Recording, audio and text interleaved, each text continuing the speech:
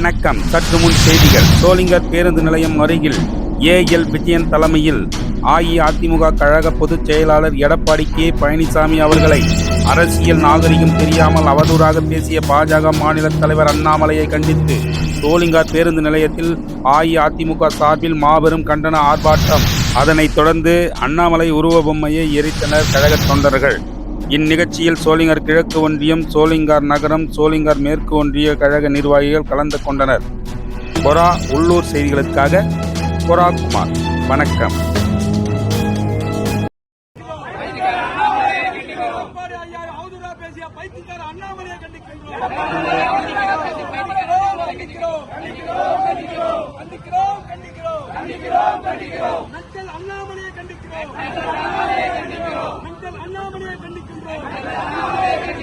மாநில தலைவர் பாஜகவினுடைய தலைவர் அண்ணாமலையை கண்டிக்கிறோம். அண்ணாமலையை கண்டிக்கிறோம்.